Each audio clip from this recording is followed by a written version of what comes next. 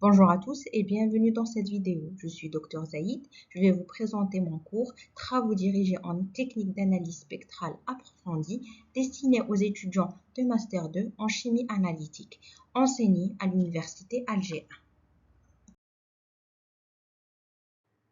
L'objectif principal de ce module consiste à l'acquisition des principales méthodes d'analyse des matériaux solides, à savoir que ces méthodes d'analyse trouvent leurs applications dans divers domaines, à savoir dans l'analyse des produits alimentaires, chimiques, cosmétiques, pharmaceutiques, dans l'analyse métallurgique, dans la surveillance de l'environnement, mais aussi pour tester les moteurs dans l'industrie automobile. Il est indispensable pour appréhender un matériau de le caractériser, c'est-à-dire d'en analyser ses propriétés. Il existe de nombreuses techniques de caractérisation des matériaux qui reposent sur le principe physique, à savoir interaction rayonnement-matière, mais aussi sur la thermodynamique. Le module est subdivisé en 3 importants chapitres, à savoir le premier chapitre porte sur l'analyse thermique, le deuxième chapitre consiste à l'étude par microscopie électronique et le dernier chapitre porte sur la diffraction des rayons X. Nous commençons par expliquer le premier chapitre.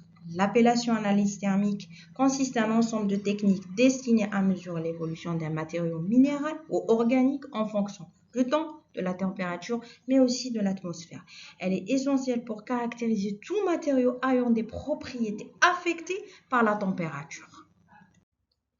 Les grandeurs physiques mesurées, une des variables d'état de l'échantillon, la température, masse, volume, utilisée pour déterminer une caractéristique telle que l'enthalpie, la capacité calorifique ou la longueur ΔL. Un changement d'une caractéristique telle que la composition, structure, cristallisation, etc. Les résultats dépendent soit des conditions opératoires telles que la vitesse de chauffe, l'atmosphère, la pression, mais aussi des caractéristiques de l'échantillon telles que la masse, le volume, la mise en forme, etc. Pour résumer, l'analyse thermique, c'est l'effet de la température sur la matière. Les principales techniques utilisées en fonction des propriétés mesurées sont pour la mesure de la masse en termes de perte ou de gain, on utilise l'analyse thermogravie-métrique, ATG. Les réactions sont déshydratation, décomposition, pyrolyse, etc. Pour la mesure de la différence de température ΔT, on utilise l'analyse thermique différentielle. Les réactions sont la fusion, la cristallisation, l'oxydation, l'adsorption, la désorption, etc. Pour la mesure du flux de chaleur Q, on utilise la calorimétrie différentielle à balayage, la DSC. Les réactions sont identiques à celles utilisées en ATD. Afin de résumer le tableau précédent, l'analyse thermique peut être simple ou différentielle selon que la mesure de la grandeur physique considérée est effectuée directement, telle que la TG, ou différentielle par comparaison avec le comportement d'un échantillon de référence, tel que la TD et la DSC. Vu la complexité des substances à analyser, les techniques sont souvent utilisées simultanément, par exemple le couplage entre ATG et ATD, ou bien ATG et DSC.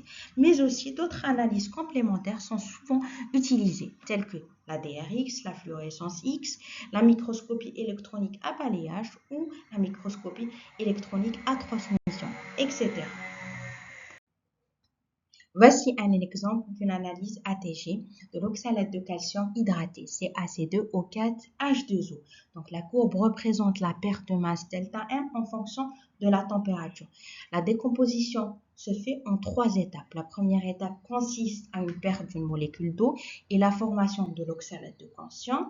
Ensuite, une perte d'une molécule de CO et la formation du carbonate de calcium et enfin la perte d'une molécule de CO2 et la formation de l'oxyde de calcium. Donc on remarque que la molécule CO2 nécessite plus d'énergie que les autres molécules, à savoir que la température de décomposition se fait à haute température. Voici un exemple de courbe obtenue par l'analyse ATD, donc des courbes types qu'on obtient en traçant la différence de température ΔT en fonction de la température. On obtient des courbes avec un minimum pour les ΔT négatifs correspondant aux réactions endothermiques et avec des maximums des delta T positifs correspondant aux réactions exothermiques.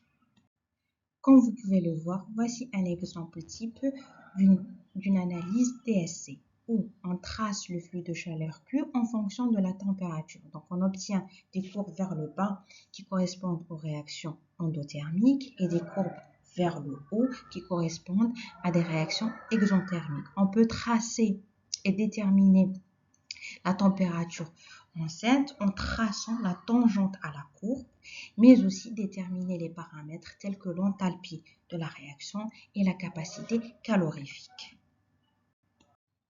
Et enfin, voici un exemple où on a couplé les différentes techniques d'analyse thermique ATG, ATD et DSC. Donc l'analyse a été faite simultanément ATG et ATD avec l'appareil Shimenzu DTG60, l'analyse DSC avec l'appareil DSC60. Donc on remarque les différents paliers de décomposition, mais aussi des réactions, 3 réactions endothermiques successives. Nous passons à l'explication du deuxième chapitre, à savoir la microscopie électronique.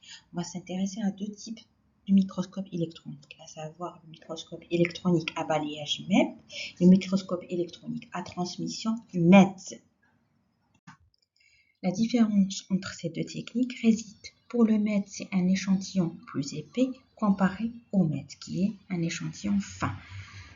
Mais aussi, lorsque un échantillon arrive sur un matériau concernant le MET, des phénomènes se produisent tels que les phénomènes d'électrons secondaires et les phénomènes d'électrons rétrofusés, mais aussi libération de rayons X. Pour le microscopie électronique MET, donc le faisceau arrive sur l'échantillon, il y aura un faisceau directement transmis qui correspond au MET, mais aussi d'autres phénomènes se produisent tels que la diffusion élastique, la diffusion inélastique et le faisceau diffracté. On remarque que le microscopie MET possède un meilleur pouvoir de résolution que le MEP, mais ne permet d'observer qu'une coupe de l'échantillon, donc un plan atomique.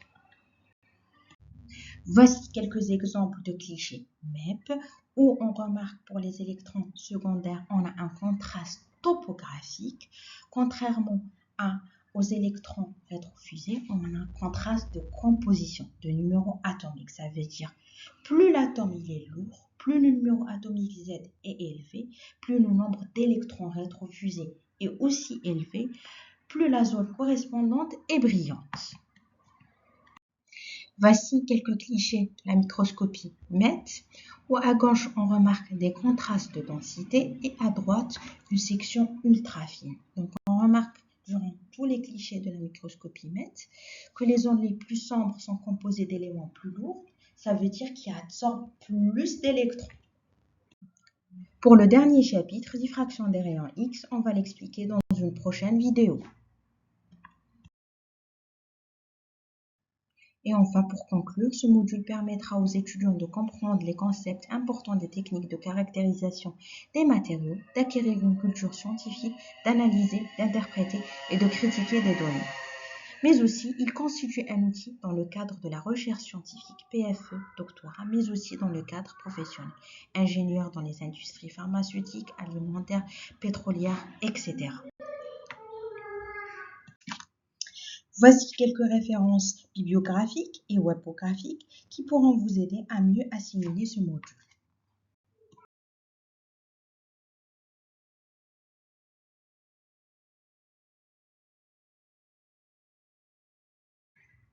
Je vous remercie pour votre attention et je reste à votre disposition pour toute question et information sur ma boîte email.